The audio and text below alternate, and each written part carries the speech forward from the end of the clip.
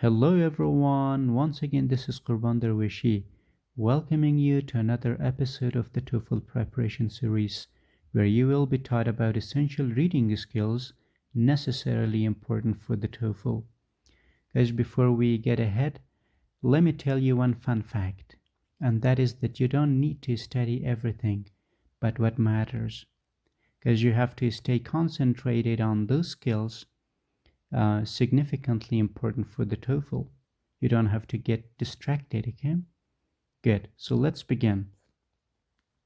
By the end of this video, you will be able to understand skimming in order to identify the main ideas, scanning for details, making inferences, understanding the contexts, recognizing structure and vocabulary in contexts. These are the objectives that you have to have under your belt before stepping into a building where you take the TOEFL test. Good. First up is skimming. Guys, what does it mean? Skimming means reading quickly for main ideas. You have to have a quick glance at the article by looking at the title, headings, reading first and last sentences, looking for repeated ideas, and ignoring the details. Okay, in order to find the main ideas or develop the main ideas, you have to skim. You have to read quickly in order to get some general ideas, not specific ideas, okay? You have to get some ideas that are general, not specific. Yeah, here's an example. Look at the title. You have to just look at the title, then the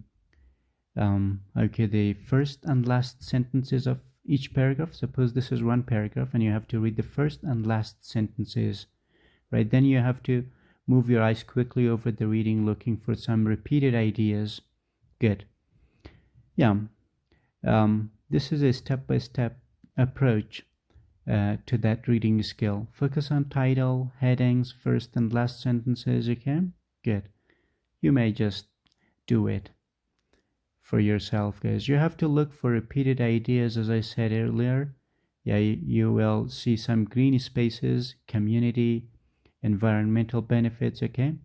These are not the repeated words, but the repeated ideas. Actually, these are considered important in that article, in that short passage. Good. I told you have to ignore details because details are specific, but main ideas are general. So you have to, bear in mind that ignoring the details is one of the integral parts of it, of understanding the skimming. Good. The next one is, okay, why do we have to skim? Guys, we skim in order to identify main ideas. And how to get the main ideas? In order to get the main ideas, we have to find what? Find the central point, meaning the general point. In order to get the central point, we have to focus on topic sentences and ask this question. What is this about? And obviously we have to ignore the details as well, because main ideas are something general, not specific, and we don't have to look into details. Another one is scanning. Scanning, yeah, this is especially useful whenever you want to get into the details of a passage. You have to find the specific information whenever you scan. How do you have to scan? Is you have to look for keywords and specific details like dates, names, numbers, etc. You have to move your eyes quickly. The point is that you don't have to stay for too long. You don't have to stay for too long concentrating on one single idea. You have to move your eyes quickly. Then you have to jump to relevant parts. I told you that you don't have to stay at the same location in a passage, because this is all about scanning. Scanning doesn't take a long time. It takes a very short time, but a meaningful look into the details. Good. Here's an example. Look, you see the details, the names, numbers, dates, okay? These are the things that are considered specific and important. Good. So you have to look at dates, names, and numbers. Then you have to move your eyes quickly. You don't have to read every word because it'll be time consuming if you do so. And you have to jump to relevant parts as well, because you're not going to study every part of a passage, but the relevant part or parts. Yeah. Another title is Understanding Context.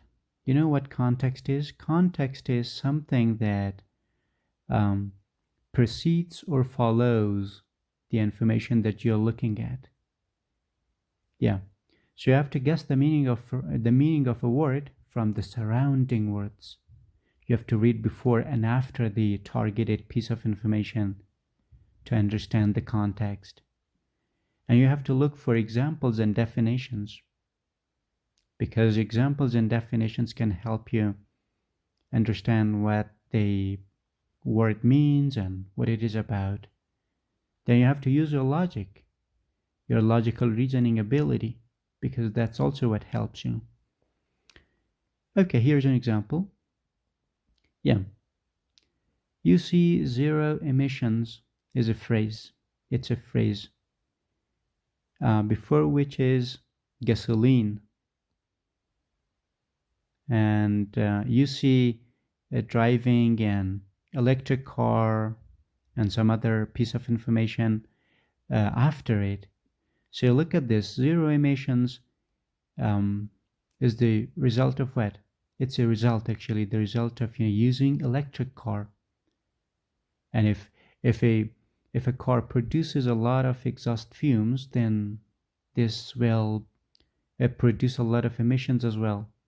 So you have to use electric car in order to produce zero emissions.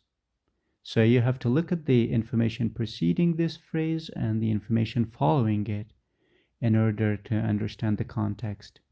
So you have to look at this in a more detailed way. Good. Another one here. You have to look for examples and definitions like this. Good. I told you to use your logic. If electric cars produce zero emissions, logically they are better for the environment than gasoline cars. Good. Here's another title, Recognizing a Structure. You have to first understand the structure of a passage before developing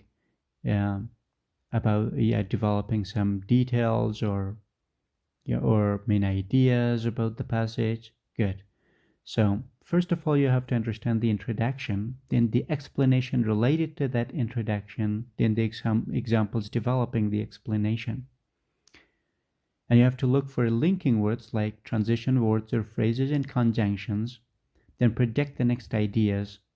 Yeah, to help you better understand, I'd like to concentrate on this slide illustrating what it was about, okay, or what it is about. Look at this. Many people underestimate the importance of sleep. Look, this is the topic sentence or the introduction. But sleep is essential for both physical and mental health is what? I mean, this sentence is explanation. And there's an example developing the explanation and the introduction both together, okay? Good. Look, this is a step-by-step approach to the reading skill. Looking for linking words. Furthermore, for example, because, however, these are all conjunctions and conjunctive adverbs that can help you. Okay, the next one is predict the next ideas. After benefits, okay, benefits were explained in the previous passage. You might expect tips for better sleep and consequences of sleep deprivation. This is something that wasn't mentioned there. It wasn't mentioned there. But you have to predict them. Yeah. You have to predict them, guys. Okay. Making inferences. What is the meaning of making inferences, guys? Making inferences, drawing a conclusion, a logical conclusion, a logical assumption or guess about something, right? You have to understand the implied meaning, the indirect meaning, not something that is directly stated. And you have to combine the clues or contexts. For example, you have to understand whether the person is at hospital, having a patient, or being a doctor, okay, or functioning like a gardener. You have to at least combine the clues. Then you have to avoid extreme answers. I mean the answers that are away from the possible limit. Okay, then choose logical conclusion. This is called inference. It's not directly stated or given to you, but you have to guess on the basis of what you think is right or wrong, according to your logic. Okay, here's an example. Look at this: unsanitary, long hours. These are highlighted, not highlighted, but written in bold print. So you have to understand that we might not see the word unsanitary or long hours, but we might see something related to it or implied out of it. Yeah? Here's a sample. What can be inferred about life for families who moved to the cities during the Industrial Revolution? Okay, the second one is right, but we didn't see health and we didn't see working conditions and the synonyms. Okay, we only see the synonyms. They are kind of implied and concluded, okay? Good, on the basis of one's knowledge and logic. Vocabulary and context.